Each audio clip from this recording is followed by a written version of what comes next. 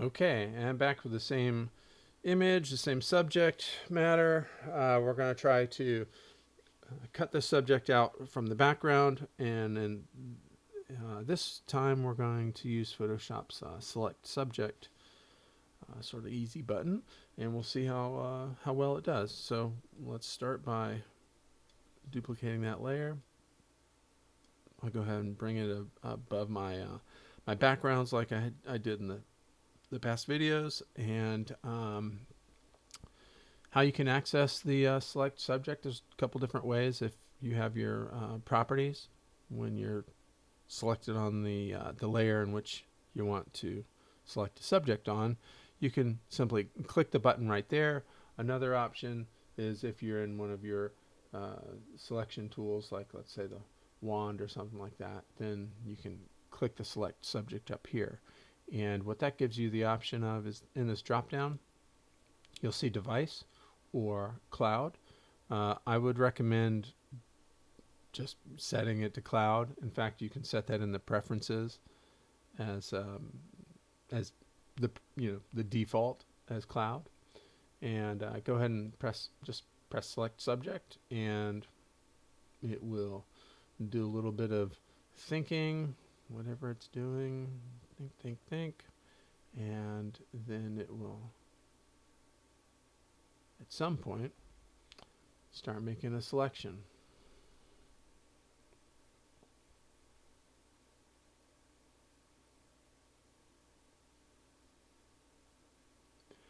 All right, so that took a while for some reason, but it made a selection, right? It made a selection of the subject. It uses its little AI engine to do its deal. So now what we have is we have a selection, but like I showed you before, there's a couple ways in which you can sort of clean up that edge or clean up that selection.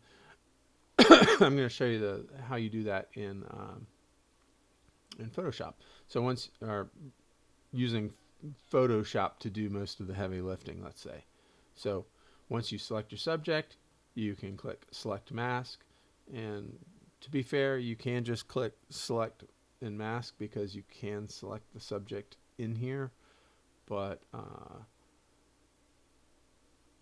I wanted to show you just the select subject button in case you are not going to come in here and refine it, because it did such a good job right off the bat that no refining was needed.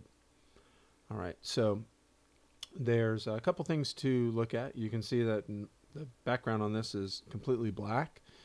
That's because the view up here is set to black. I think by default it's probably onion skin, which sort of shows you this semi-transparent white. Again, you can change the transparency there. Um,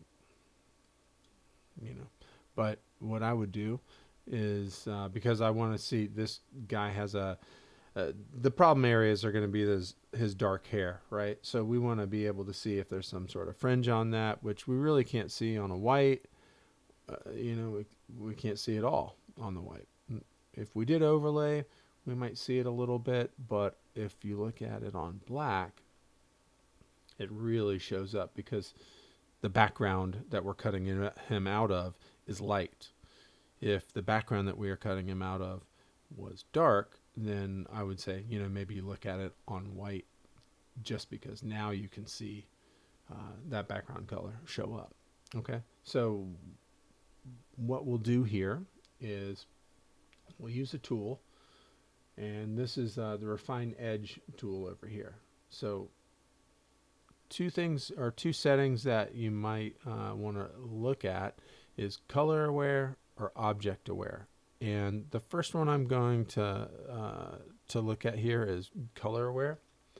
And what that does is it sort of looks at the difference between, or the contrast between, the subject that has the selection around it and the background, right? And so since this is sort of an all gray background and he's got pretty dark hair, there's quite a bit of contrast. So we'll try color aware first, and then I'll do another video using the object aware.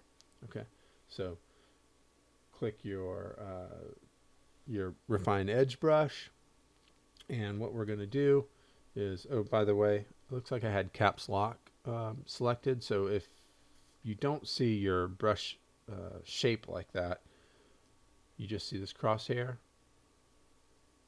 Make sure the caps lock is not selected or on. Okay, and so what you would do is basically just get a brush that's about the, it doesn't have to be huge, because essentially you're doing sort of small areas. I don't like to do just a big run around them.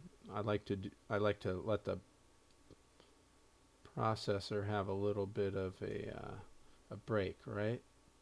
So we'll come around.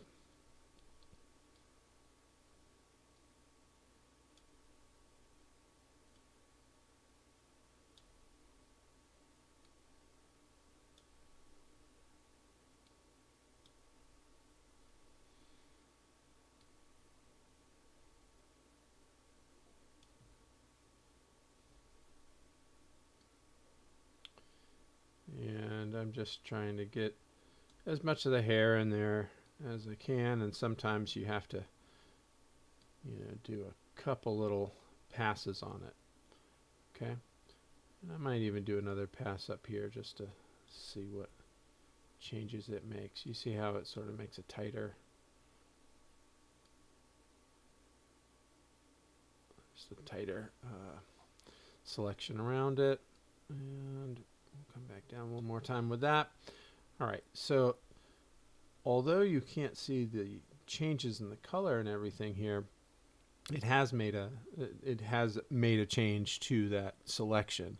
Now, what I'm going to do is, there's a couple different options here. You can just output it to a selection, but if you output it to a layer mask, then for one, you'll mask out the background, which is what we're trying to do, so we don't have to, we can save a step here, right? And if you press OK, then it's cut out. Let's cut that guy out, and let's say that did a pretty good job. We have a little bit of fringe here and a little bit of fringe up here in the hair. Looks like we might be missing a few parts here in his hair, and one way to test that is to hold down Option and click on the thumbnail, and you can sort of see, all right, if we've got some parts here that maybe I don't believe need to be missing, I'm gonna grab my brush and paint with white on that, and I might even do sort of a softer edge on that, just so it sort of blends in a little better, because I do want some of those hairs to be transparent. I just don't believe all of that needs to be. All right, that looks pretty good. I think maybe we'll get a couple up here, clean it up. All right, hold down Option, click on that thumbnail, and that looks pretty good. Now we do have a little bit of slight fringe and haloing here, so I'll show you how we fix that. This is another way. We had in other videos, we saw the filter, other minimum. That works pretty good.